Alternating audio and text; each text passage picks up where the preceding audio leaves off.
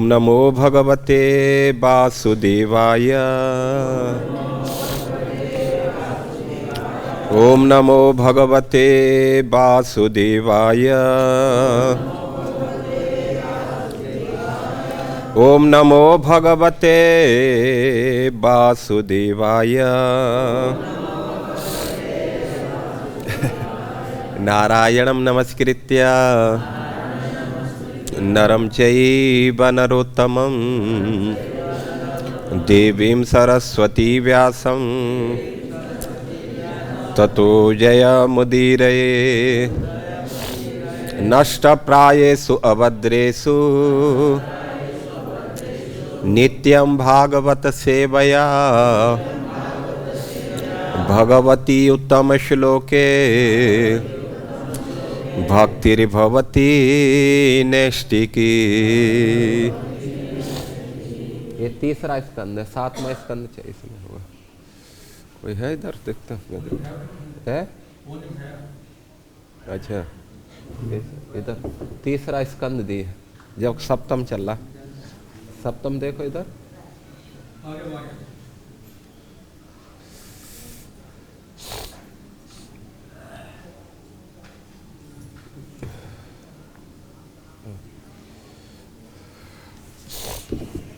तो ग्रंथराज श्रीमद् भागवत, इसकी वॉल्यूम बढ़ाओ।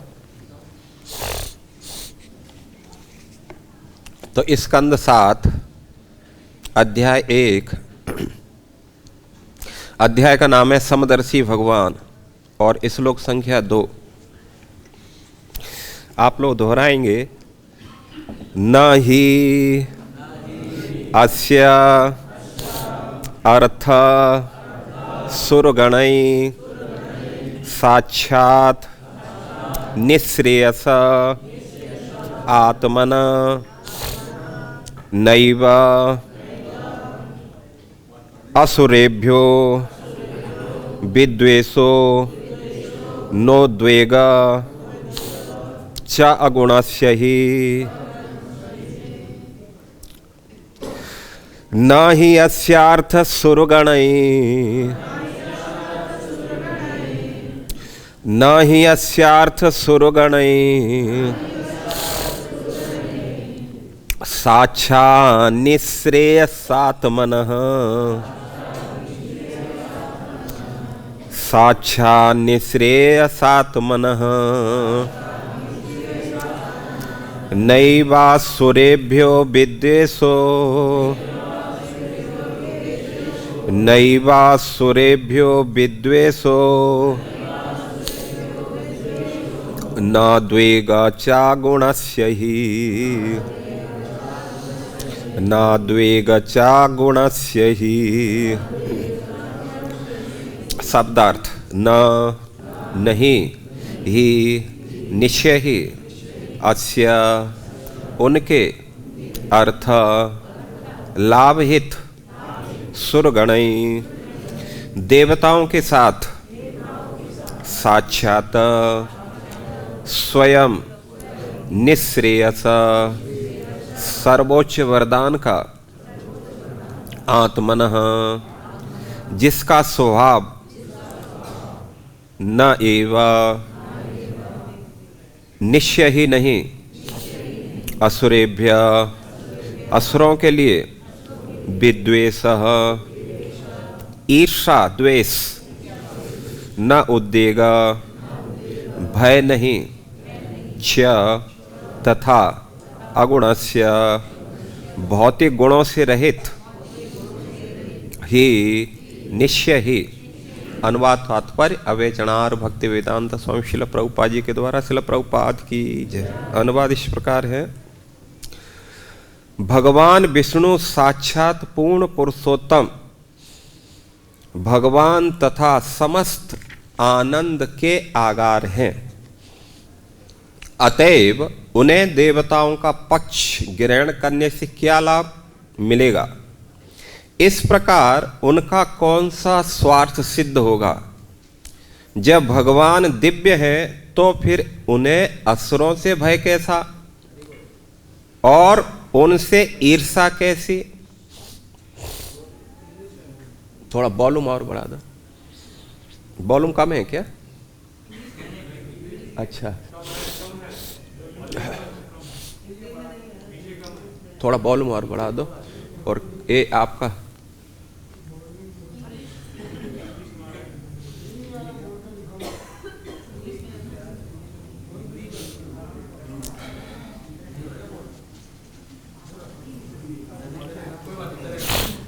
तात्पर्य, नो प्रॉब्लम। हमें आध्यात्मिक तथा भौतिक के अंतर को सदैव स्मरण रखना आध्यात्मिक या दिव्य है। सॉरी, फिर से बोलेंगे हम। हमें आध्यात्मिक तथा भौतिक के अंतर को सदैव स्मरण रखना चाहिए। जो भौतिक है वह भौतिक गुणों द्वारा संदूषित रहता है, किंतु जो आध्यात्मिक या दिव्य है उससे ये गुण छू तक नहीं पाते। कृष्ण चाहे भौतिक जगत में रहें या आध्यात्मिक जगत में, वे रहते हैं परम ही। जब हमें कृष्ण में पक्षपात दिखता है तो वह दृष्टि उनकी बहिरंगा शक्ति के कारण होती है, अन्यथा उनके शत्रु उनके द्वारा वध किए जाने पर किस तरह मोक्ष प्राप्त कर सकते हैं। प्रत्येक व्यक्ति को भगवान से जो भगवान से आदान प्रदान करता है, धीरे धीरे भगवान के गुण अर्जित कर लेता है। जो आध्यात्मिक चेतना में जितनी अधिक प्रगति करता है वह भौतिक गुणों के द्वंद्व द्वेष से उतना ही कम प्रभावित होता है। अतएव परमेश्वर निश्चित रूप से इन गुणों से मुक्त होते हैं। उनकी शत्रुता तथा मित्रता भौतिक शक्ति द्वारा प्रस्तुत किए गए बाह्य गुण हैं। भगवान तो नित्य दिव्य हैं, वे परम निरपेक्ष हैं, चाहे वे मारे या वर दें। ईर्षा तथा मैत्री भाव का उदय उसी में होता है जो अपूर्ण है। हम अपने शत्रुओं से भयभीत रहते हैं क्योंकि हम भौतिक जगत में हमें सदैव सहायता की आवश्यकता बनी रहती है, किंतु भगवान को किसी की भी सहायता की आवश्यकता नहीं चाहिए क्योंकि वे आत्माराम हैं। भगवद गीता 9:26 में भगवान कहते हैं, पत्रम पुष्पम फलम तोय यो में भक्त्या प्रयक्षति तदहम भक्त्यो परतः असनामी प्रिय आत्मनः। यदि कोई भक्त मुझे भक्ति पूर्वक एक पत्ता, एक फूल, फल तथा जल प्रदान करता है तो मैं से उसे स्वीकार करता हूँ। भगवान ऐसा क्यों कहते हैं? क्या वे भक्त की भेंट पर आश्रित हैं? वास्तव में वे आश्रित नहीं हैं, किंतु वे अपने भक्त पर आश्रित रहना पसंद करते हैं। यह उनकी कृपा है। इसी प्रकार वे असुरों से डरते नहीं, अतएव भगवान द्वारा पक्षपात करने का कोई प्रश्न ही नहीं उठता। ओम अज्ञानम तिमिरान्धस्य ज्ञानम जनाशलाकया चक्षुरुन्मीलितं येन तस्मै श्री गुरुवे नमः। श्री चैतन्य मनोभीष्टं स्थापितं येन भूतले स्वयं रूप कदा मह्यं ददाति स्वपदान्तिकम्। वंदे अहम श्री गुरु श्रीयुतपत्कमलं श्रीगुरून् वैष्णवांच श्रीरूपं साग्रजातं सहगण रघुनाथान्वितं तं सजीवं साद्वैतं सावधूतं परिजन सहितं कृष्ण चैतन्य देवं श्रीराधा कृष्ण पादान् सहगण ललिता श्री विशाखान्वितांच नमः। ओम विष्णुपदाय कृष्ण पृष्ठाय भूतले श्रीमते भक्ति वेदांत स्वामिन इति नामिने। नमस्ते सरस्वती देवे गौरवाणी प्रचारिणे निर्विशेष शून्यवादी पाश्चात्य देश तारिणे। हे कृष्ण करुणा सिंधु दीनबंधु जगतपते गोपेश गोपिका कांत राधा कांत नमो अस्तुते। तप्त कांचन गौरांगी राधे वृंदावनेश्वरी वृषभानुसुते देवी प्रणमामि हरिप्रिये। वाञ्छाकल्पतरुभ्यश्च च कृपा सिन्धुभ्य एव च पतितानां पावनेभ्यो वैष्णवेभ्यो नमो नमः। जय श्री कृष्ण चैतन्य प्रभु नित्यानंद, श्री अद्वैत गदाधर श्रीवासादि गौर भक्त वृंद। हरे कृष्णा कृष्णा कृष्णा हरे हरे, राम हरे राम राम राम हरे हरे। मूकं करोति वाचालं पंगुलंघयते गिरिं यत्कृपातमहं वन्दे परमानन्दमाधवं श्रीगुरुदीनतारिणम्। भूतैर्महदेवीयः इमां पुरो विभो निर्मायस्येते यदमुष्य पुरुष भुङ्क्ते गुणान् षोडशात्मकं सोऽलङ्कृशिष्ट भगवान् वचांसि मे। कृष्णाय वासुदेवाय हरे परमात्मने प्रणतक्लेशनाशाय गोविंदाय नमो नमः। इसका थोड़ा बोल। हरि हरि, ठीक है। हरे कृष्णा। तो सर्वप्रथम यहाँ पर उपस्थित जितने भी श्रद्धालु भक्तगण हैं उन सभी का हम इस प्रातःकालीन श्रीमद् भागवत सत्र में हार्दिक स्वागत करते हैं। तो ये जो 7वें स्कंद का प्रारंभ हो रहा है महाराज परीक्षित के प्रश्नों से, इसका मतलब है 6वें स्कंद में कुछ ऐसी बात हुई हैं जिससे महाराज परीक्षित के मन में कुछ शंका उत्पन्न हुआ। वो शंका कैसे उत्पन्न हुआ कोई बताएंगे आप लोगों में से?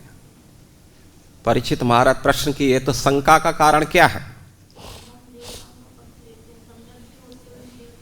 हाँ, शंका ये हुई कि दिति के जो है भगवान ने 2 पुत्रों का वध कर दिया।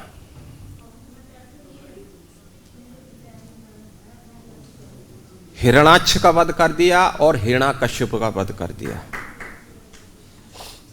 ठीक है ना?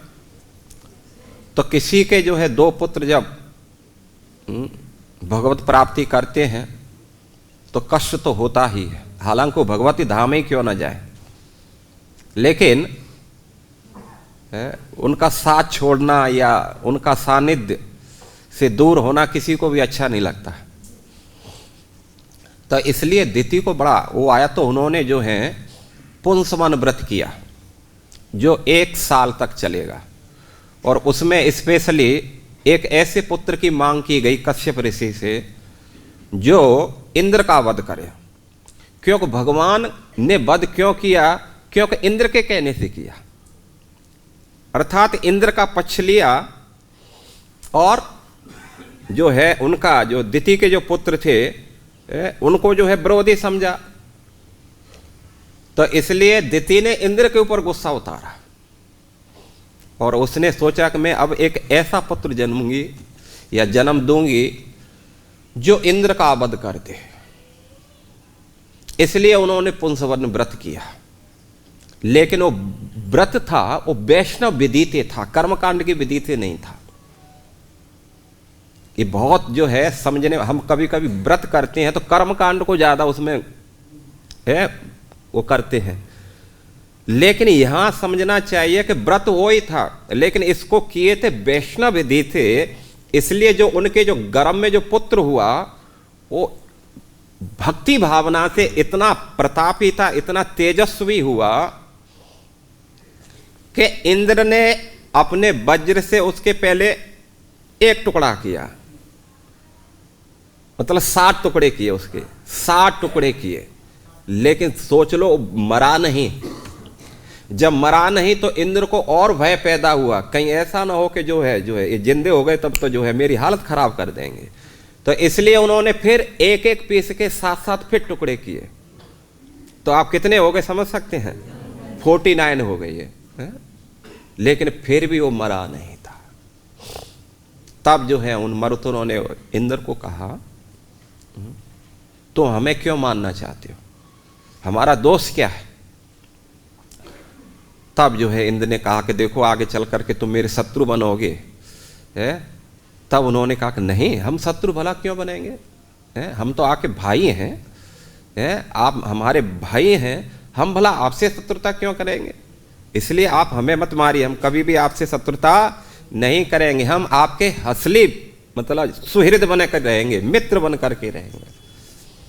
तो इंद्र ने उनको मारा नहीं। तो इस प्रकार जो है दिति ने 49 ओ और 1 इंद्र बच्चों को जन्म दिया। तो इससे दिति का जो है गुस्सा था वो थोड़ा कम तो हुआ, वो तो शांत हो गई यहां पर। लेकिन परीक्षित महाराज का डाउट बढ़ गया, और ये डाउट इसलिए बढ़ गया तो उन्होंने जो है प्रश्न कर दिया कि भगवान तो समदर्शी हैं, तो फिर भगवान किसी का पक्ष क्यों लेते? उनको लेना देना क्या किसी से भाई, है कि नहीं? सभी तो उन्हीं की संतान है। क्या जो है पिता का कोई पुत्र मान लीजिए गलत रास्ते पे चल रहा है तो क्या पता उसको मार देता है क्या? नहीं, समझाता है और अंत तक समझाने का प्रयास करता है। हालांकि वो पुत्र जो है कितना भी फिर चलाया, लेकिन पिता कभी भी नहीं चाहता कि मेरे पुत्र का मर्डर हो जाए या कोई दूसरा मार दे। इसलिए जो है परीक्षित महाराज ने भगवान से प्रश्न कर दिया। अब संदेह होता है कि परीक्षित को क्यों शंका हुई? भाई परीक्षित तो भक्त हैं, तो परीक्षित महाराज को क्यों शंका हुई? हाँ, क्योंकि भविष्य में लोग भगवान के ऊपर उंगली न उठाए। क्योंकि एक क्वेश्चन आ सकता है कि भाई भगवान को तो ऐसा वो नहीं करना चाहिए, द्वेष भाव नहीं करना चाहिए, पक्षपात नहीं करना चाहिए। इसलिए उन्होंने जो है प्रश्न उठा दिया। क्योंकि भगवान समदर्शी हैं, इसलिए समदर्शिता ही स्थापित समाज में होना चाहिए, संसार में होना चाहिए।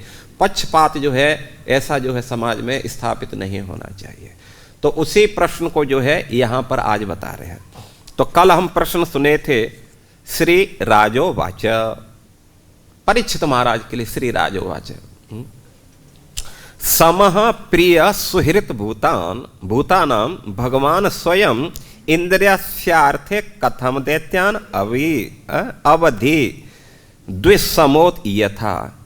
तो प्रश्न कर रहे हैं कि सम प्रिय सुहृन भूतान, भगवान स्वयं, भगवान तो सभी के सुहृत हैं, प्रिय हैं समस्त जीवात्माओं के, फिर भगवान इंद्र का पक्ष क्यों लेते हैं और दैत्यों का वध क्यों करते हैं?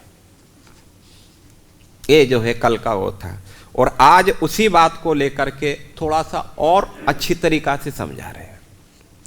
बोलते हैं कि ही अस्यार्थ सुरगणई साक्षात निःश्रेयस आत्मनः न ही अस्य अर्थ सुरगणई। भाई ऐसा कौन सा काम भगवान का फेल हो रहा है या फंसा हुआ है या किस चीज की भगवान को जरूरत है जिसके द्वारा देवता लोग उसको पूरा करते हो?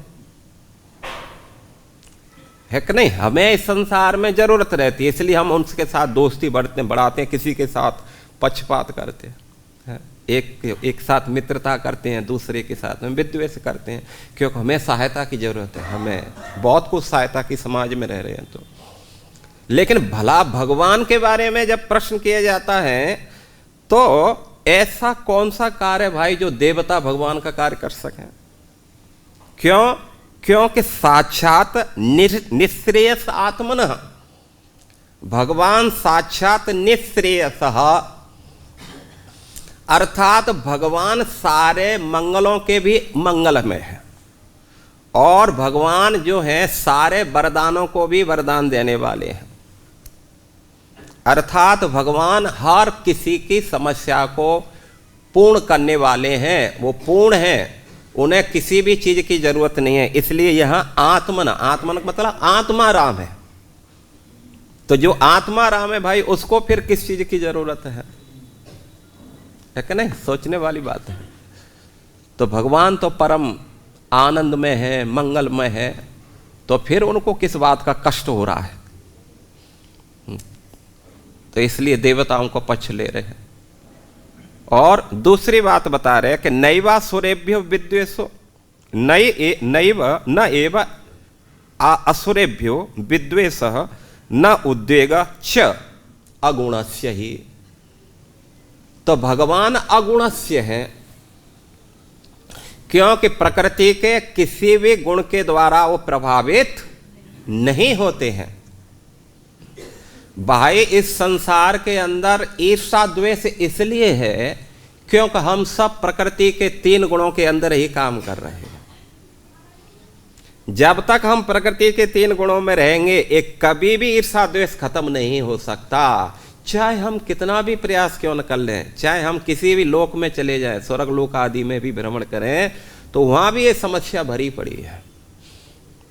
अंतर इतना है, कुछ कम है लेकिन कहीं दोष ज्यादा है, और कहीं समस्या कुछ है तो कहीं दूसरी समस्या। ये समस्या रहेगी जब तक हम इन 3 मूड हैं, जो 3 गुण हैं, उसी मूड में हम जो है कार्य करेंगे, तो निश्चित रूप से ईर्ष्या द्वेष रहेगा ही रहेगा। इसलिए यहां बताते तो जो है नैव एव असुरेभ्य विद्वेषो न च उद्वेग अगुणस्य। तो भगवान अगुणस्य होकर के, भगवान तो प्रकृति के गुणों से 3 गुणों से बिल्कुल परे है, गुणातीत है, तो फिर इस संसार के अंदर भगवान को मान लीजिए कोई गाली भी दे रहा हो, कोई भगवान को जो है क्या नाम निंदा कर रहा हो, तो कौन सा भगवान के ऊपर उसको प्रभाव पड़ता है कि नहीं? जैसे कोई पागल व्यक्ति है, बिल्कुल पागल व्यक्ति है, अब उसके सामने उसकी स्थिति करो तो उसको क्या मालूम चलता है? या गाली दो तो कोई उसको क्या मालूम चलता है?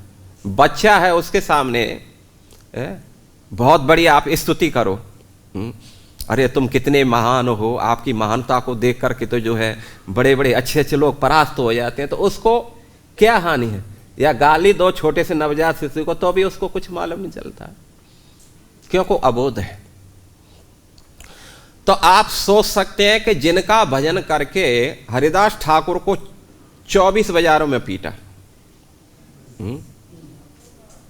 22 बाजारों में, 22 बाजार में उसकी पिटाई की। अब सोच लो भाई, कोई किसी को एक चांटा भी मार देता है तो 100 गाली फटफट करके सुना देता है, सुनाता है कि नहीं सुनाता है? और साथ साथ में बोल देता है अब तू तैयार हो जा, मैं बताऊंगा तुझे। हरिदास ठाकुर को 22 बाजार में कोड़ों से पीटा, जल्लाद भी थक गए, लेकिन एक शब्द भी हरिदास ठाकुर ने ऐसा नहीं बोला कि उनको कष्ट हो जल्लादों को।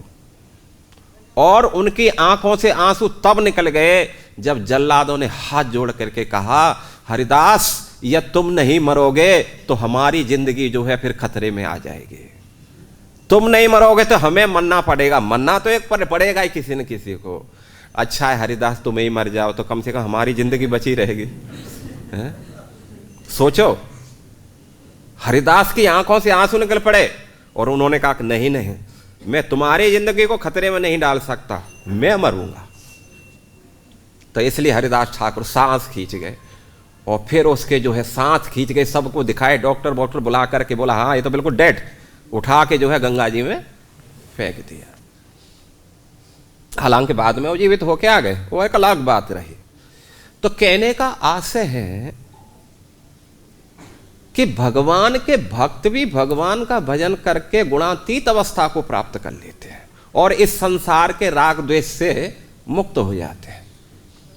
तो फिर भगवान जो है क्यों असुरों से फिर जो है राग द्वेष करेंगे? उनको क्या लेने देना असुरों से? भाई समझने वाली बात है कि नहीं? भगवान असुरों की जो है स्तुति से या असुरों की गाली से क्या भगवान को कुछ ऐसा होगा? तो आप सभी जानते हैं जब असुर गाली देते हैं तो स्तुति होकर के लगती है उनको, मालूम ना? क्योंकि सरस्वती जो है जब कोई असुर गाली देता है तो सरस्वती उस गाली को किस में ट्रांसफर करती है? स्तुति में बदल देती है। तो भगवान उनकी गाली से प्रसन्न हो जाते हैं, बोला क्या स्तुति की है मेरी। तो इसलिए ये जो है यहां पर आज का उसी बात को, कल की बात को थोड़ा डिटेल किया है। अब हम चलते हैं थोड़ा सा इसके बाद में जो है देखते हैं। तो यहां पर ये जो बात हमें देखनी पड़ेगी, जो है आचार्यगण बोल रहे हैं इसमें भगवान निःश्रेयस है, अर्थात हम हर मंगलों के भी मंगल में है और जिसको बोल सकते हैं हर आनंद के वो ही स्रोत है। इसलिए यहां पर बता रहे हैं परमानंद एवं आत्मस्वरूप यस्य तस्य न ही सुखम स्वरूपस्य कश्चित अन्य सुखम साधयेत इति भाव। अर्थात भगवान के बोले भगवान का कैसा है आत्मस्वरूप परमानंद। भगवान का स्वरूप कैसा है परमानंद स्वरूप है। कैसा स्वरूप है भगवान परमानंद स्वरूप है। बोलो हरे कृष्णा कृष्णा कृष्णा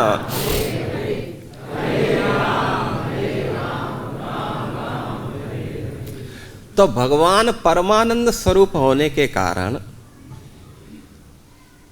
आनंद स्वरूप होने के कारण इस संसार के अंदर जो भी सुख देख रहे हैं, जो भी आनंद देख रहे हैं, जो भी टेस्ट मिल रहा है हमें, वो सब किससे मिल रहा है भगवान से मिल रहा है। और वो भगवान ने गीता के जो है 11वें अध्याय में कहा था अथवा नहीं 10वें अध्याय में कहा था अथवा बहुनेतेन किम ज्ञातेन तवार्जुन विष्टव्यम इदम कृष्णम एक अंशेन स्थितो जगत।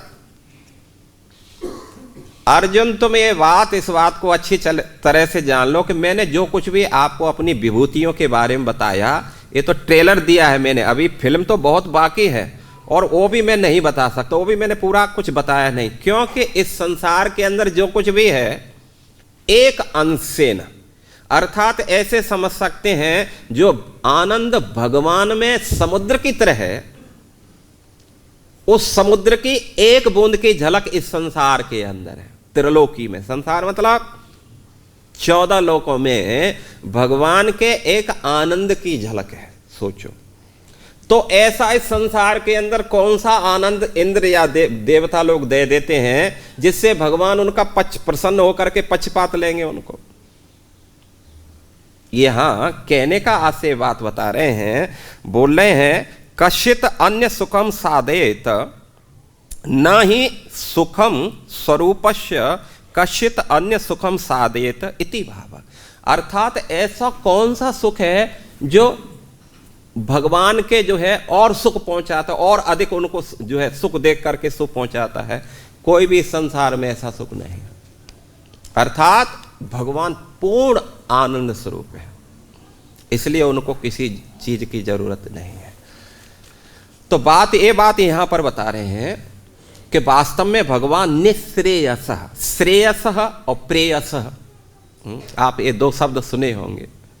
तो प्रेयस में तो जो है क्या है, तो प्रेयस बोलते हैं जो तत् अग्रे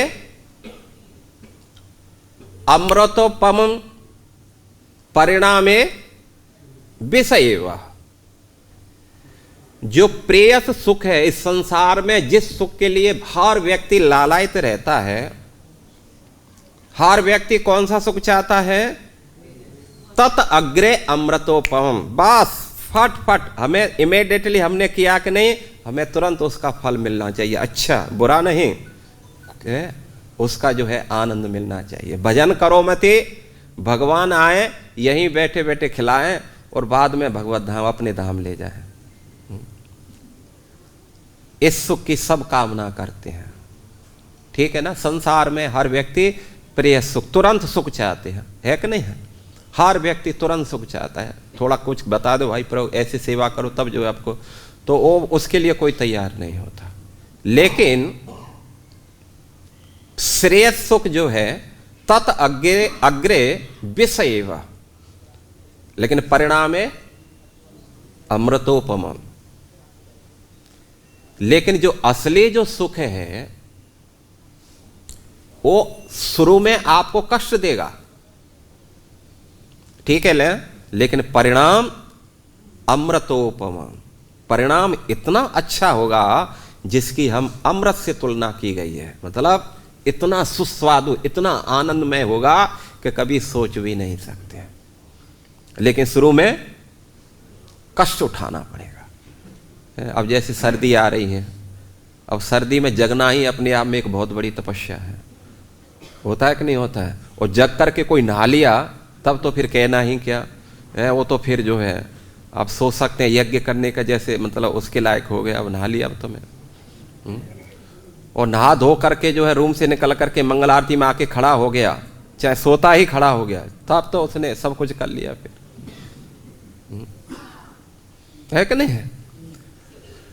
तो ये जो है साधना भजन, हमारी जो साधना भक्ति है, इसके अंदर जो साधन है ये हमें अच्छे नहीं लगते हैं। माला जप करना अच्छा लगता है किसी को? वास्तव में जितना कष्ट माला जप करने में लगता है ना, उतना कष्ट और किसी चीज में नहीं लगता है कि नहीं? कम से कम सत्संग में तो आकर के पीछे बैठ करके या इधर उधर बैठ करके सो लेते, क्या फर्क पड़ता है? लेकिन माला जप में तो हमें करना है? तो उसमें जो है माला, गुरुजी ने बोला था कि 16 माला जप करते हैं। हाँ गुरुजी 16 माला जप करेंगे पक्का, तो गुरुजी ने बोल दिया तब तो करना ही है।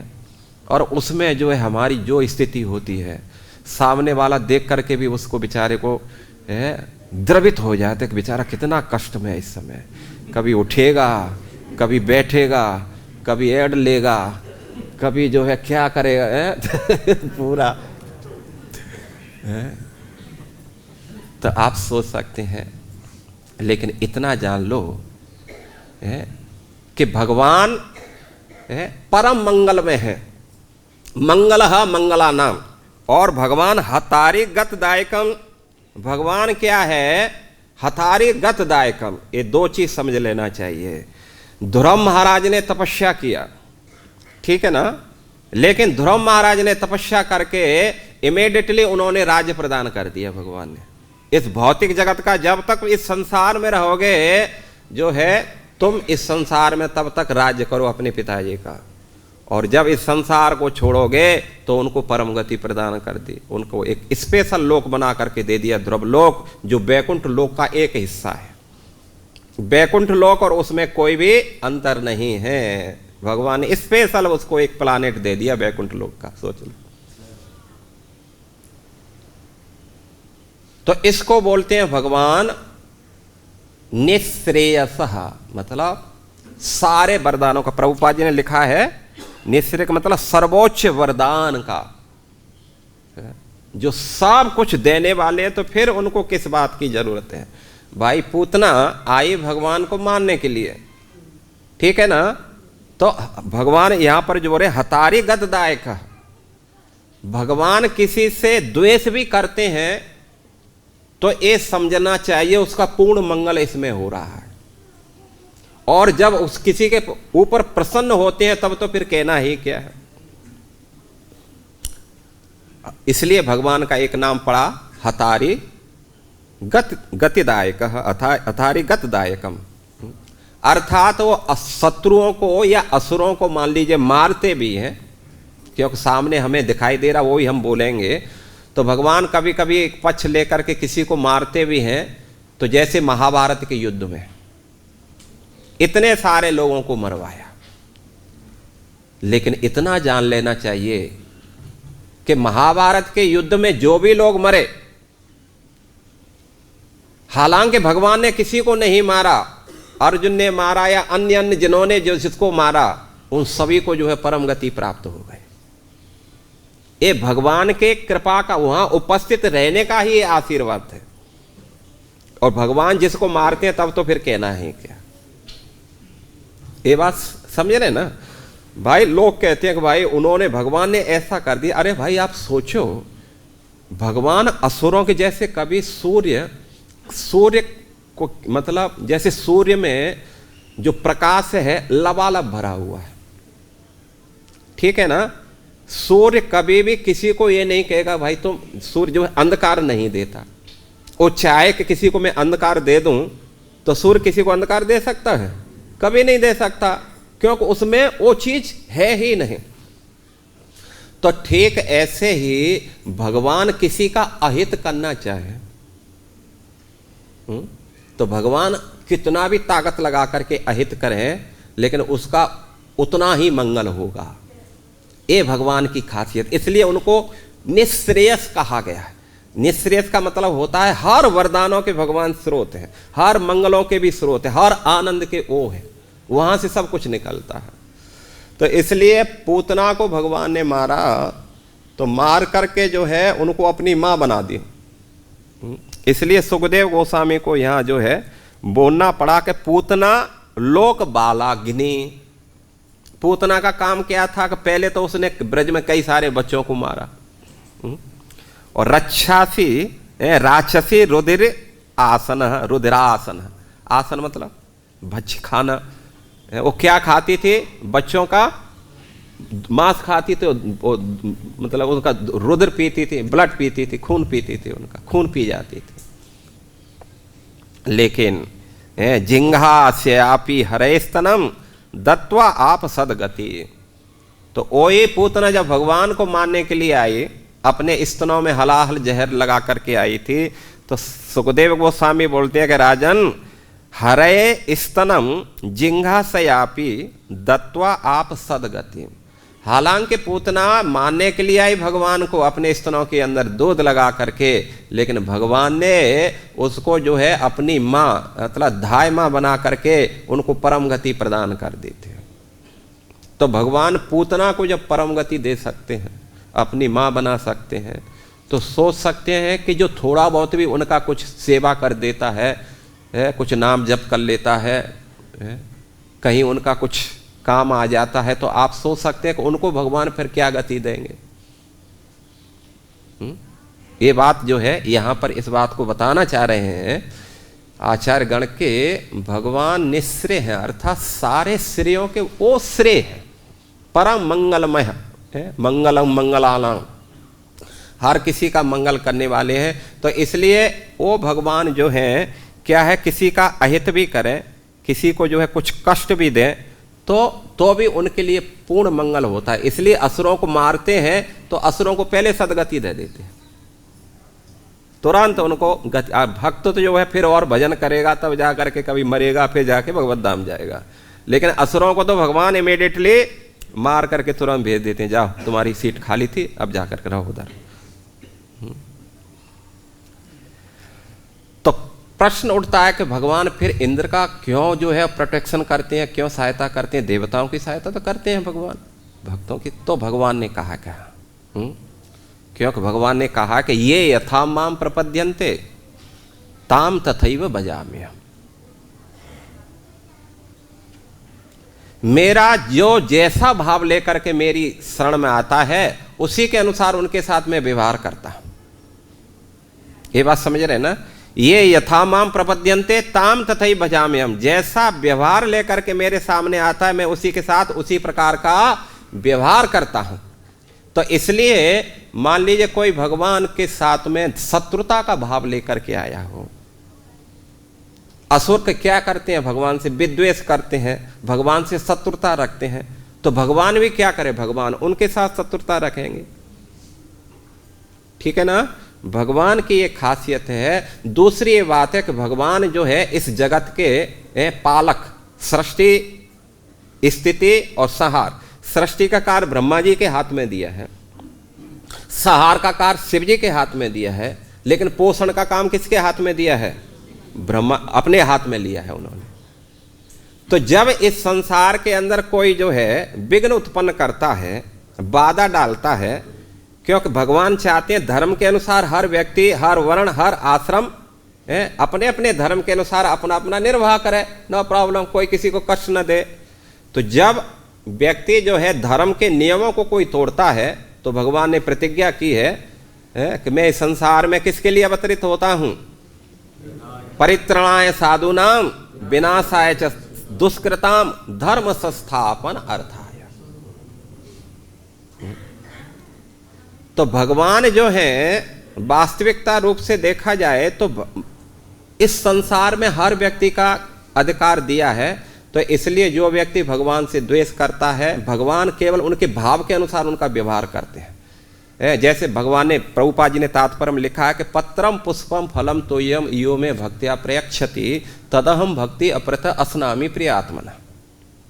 भगवान जो है उसके भाव के अनुसार ग्रहण करते हैं। कोई पत्र भी देता है, भगवान उसको स्वीकार कर लेते हैं। पुष्प देता है, फल देता है, जल देता है, उसको स्वीकार करते हैं। लेकिन दुर्योधन ने 56 प्रकार के व्यंजन दिए, तो उनको क्यों नहीं स्वीकार किया भगवान ने? क्योंकि उसमें दुर्योधन का भाव नहीं था, खिलाना नहीं चाह रहा, तो दिखावा कर रहा था कि चलो कैमरा मेरा फोटो भी आ जाएगा और लोग भी समझेंगे हाँ भाई मैं भी कुछ हूं, मैं भी कुछ दान पुण्य करता रहता हूं। तो भगवान तो भाव देखते हैं। इसलिए भगवान ने बोल दिया कि दुर्योधन, 2 परिस्थिति में किसी के यहां खाना खाया जाता है।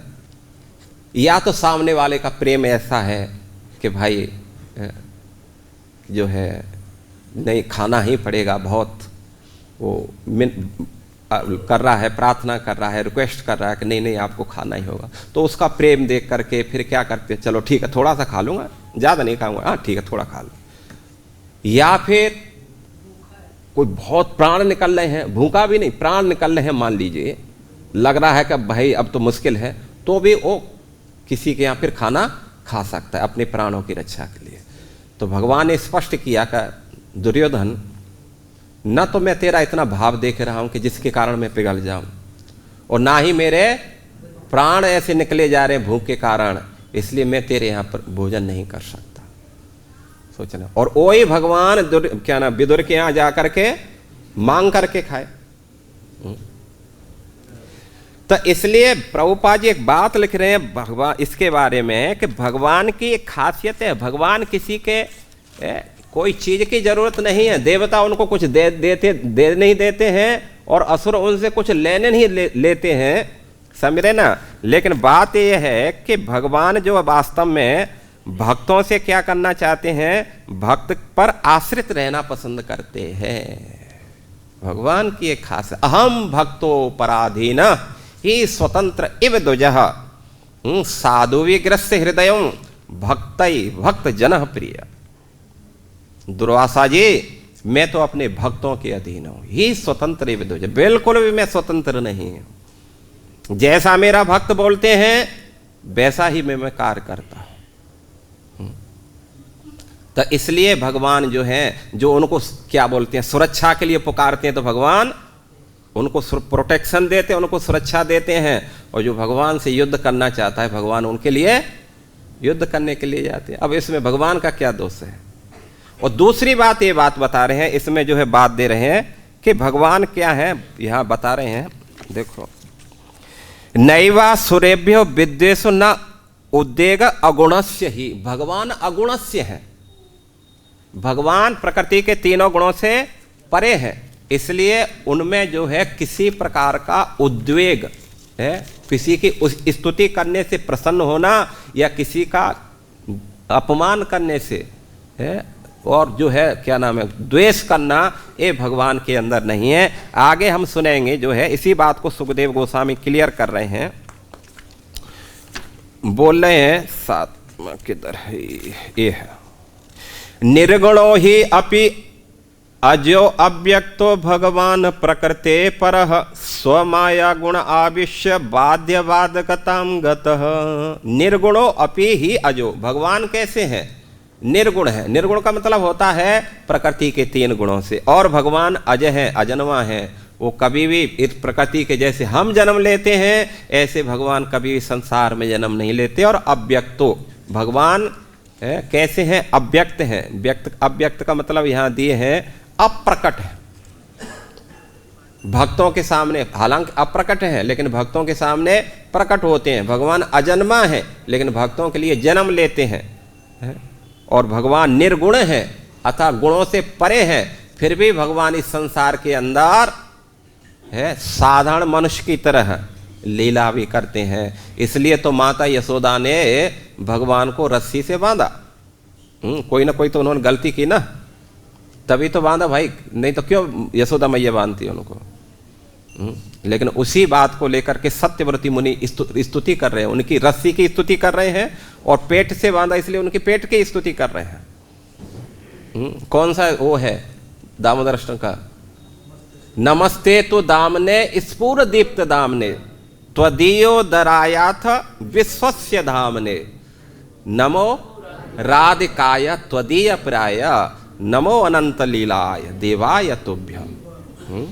हे अनंत स्वरूप, इस रस्सी ने आपके पेट को बांध दिया।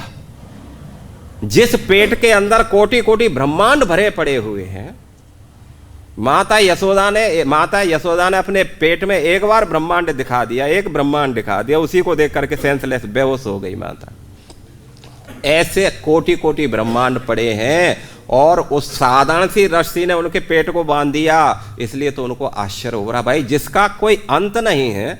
नमो अनंत लीलाय, नमो अनंत देवाय, मतलब उस देव को, उस परम भगवान को जो अनंत स्वरूप है, जिनका आदि नहीं, मध्य नहीं और शुरुआत नहीं। भाई बांधा किसी चीज को जब जाता है, जब उसको हम पॉइंटेड कर सकते हैं, किसी सीमा में बद्ध कर सकते हैं, तब उसको जो है कर सकते हैं। जिसका सीमा ही नहीं है, हर जगह अनलिमिटेड है, तो उसको हम कैसे बांधेंगे? तो इसलिए तो रस्सी को प्रणाम कर रहे हैं, भाई ये रस्सी तेरे को प्रणाम है, तूने बांध दिया, ये बहुत बड़ी बात है। तो भगवान अपनी माता के वात्सल्य रस का आस्वादन कर रहे हैं। इससे इस लीला में भगवान ने 5 रसों का आस्वादन किया है।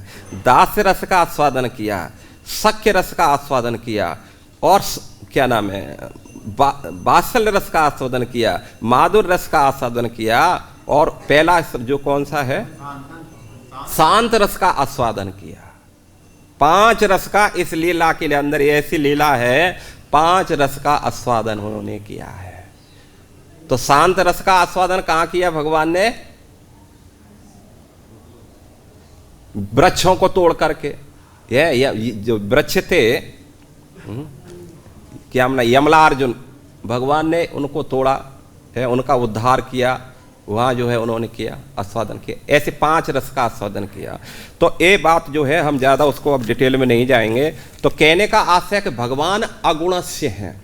अगुणस्य का मतलब प्रकृति के 3 गुणों से परे है, और जो व्यक्ति प्रकृति के गुणों से परे होता है वो संसार के द्वेष से, ईर्षा से, झगड़े से, मान से, अपमान से बिल्कुल परे हो जाता है। तो इसलिए मान लीजिए असुरों से वो क्यों दोष करेंगे? असुर मान लीजिए उनको गाली भी दें तो अभी उनके ऊपर क्या फर्क पड़ता है कि नहीं? जैसे कोई पागल व्यक्ति, जैसे हमने बोला हरिदास ठाकुर को खूब गाली भी दिए और मान लीजिए जो भी है, मारे पीटे जो भी किए, लेकिन उन्होंने तो कोई ऐसा उनके साथ में नहीं किया है। तो भगवान के बारे में क्या कहा जाए कि जो भगवान जो है बिल्कुल जहां प्रकृति के 3 गुण छू तक नहीं सकते हैं, पहुंच भी नहीं है, जैसे हीरा और क्या नाम, शीशा है, इस जगत के ही वो है। लेकिन शीशा, मान लीजिए हीरे, शीशों में हीरा को मिला दिया जाए तो क्या हीरा शीशा बन जाता है? बिल्कुल नहीं बनता। प्रभुपाद जी इस बात को लिख रहे हैं, तात्पर्य में दे रहे हैं कि इस जगत के अंदर, तथा भगवान बोल रहे हैं, 1 मिनट में समाप्त कर रहा हूं बस। हमें आध्यात्म तथा भौतिक के अंतर को सदैव स्मरण रखना चाहिए। जो भौतिक है वो भौतिक गुणों द्वारा संतुष्ट रहता है, किंतु जो आध्यात्मिक है वो हमेशा दिव्य है और उसे गुण छू तक नहीं पाते। तो भगवान है, त्रिगुणातीत है, आनंद स्वरूप है, इसलिए प्रकृति के किसी भी ईर्षा से, द्वेष से या स्तुति से या किसी से भी भगवान प्रभावित नहीं होते हैं। इसलिए भला भगवान किसी के प्रति ईर्षा क्यों करेंगे और भला किसी के पास मतलब पक्षपात क्यों लेंगे? भगवान नहीं लेते हैं, लेकिन कब लेते हैं? जब भाव के अनुसार जो जैसे भगवान को पुकारता है उसी प्रकार भगवान उसके साथ व्यवहार करते हैं। भगवान स्वयं व्यवहार नहीं करते हैं, ठीक है ना? हम व्यवहार करते हैं पहले उनके साथ में, फिर भगवान उस प्रकार का जो है हमारे साथ में आदान प्रदान करते हैं। तो इसलिए यहाँ का आज का स्पेशल जो श्लोक है इसी बात को इंगित कर रहा है। परीक्षित महाराज प्रश्न कर रहे हैं कि भगवान जो है श्रेयसात्मन का, निःश्रेयसात्मन है, अर्थात परमानंद स्वरूप है, आत्म स्वरूप है, इसलिए वो देवताओं का क्यों जो है पक्षपात करते हैं? और दूसरा जो है अगुणस्य है, भगवान में तो कोई प्रकृति के गुण नहीं है जिससे उनको रजोगुण में आकर के हम जो है क्या नाम है ईर्षा द्वेष करें, तमोगुण में आकर के किसी का अहित कर दें, या सतोगुण में आकर के किसी की प्रशंसा सुने तो वो भी भगवान में नहीं हो, तो बिल्कुल परे हैं। तो इसलिए भगवान जो है इन तीनों गुणों से परे होकर के फिर क्यों असुरों का वध करते हैं, ये उनसे द्वेष करते हैं। आगे की चर्चा को हम आगे सुनेंगे। हरे कृष्णा।